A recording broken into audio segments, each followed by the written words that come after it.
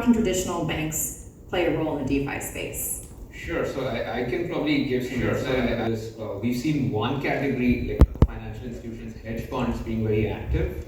So probably banks could take a leaf out of their book. So hedge funds tend to love DeFi, not because they love independence and free will, but because they love the return from DeFi.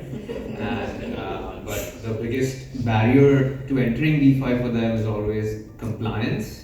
So I think for starters, they all incorporate outside the US, they incorporate in Caymans. You've seen that happening.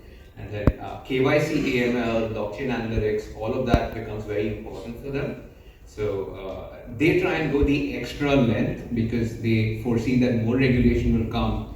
They don't want any reputational risk by entering DeFi. So put in place blockchain analytics, potentially some sort of a gated KYC solution. So you're also seeing glimpses of how the future in DeFi will evolve, or institutional DeFi. Like Fireblocks and Aave had a partnership where Aave would have certain liquidity pools where every participant in that liquidity pool is known and is KYC'd and is vetted already.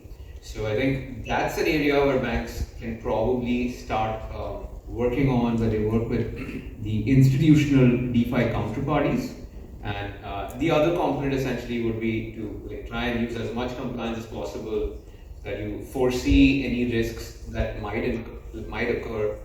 Again, regulators are using an enforcement-first approach, which means that before all guidelines are published, before there's clear regulatory licensing, if you deal with DeFi, they can potentially fine you or ask you for more clarity, potentially subpoena you if they think it's a risk to investors or you fall within the regulatory regime. So it just needs to be done a little carefully, but it's still important to do.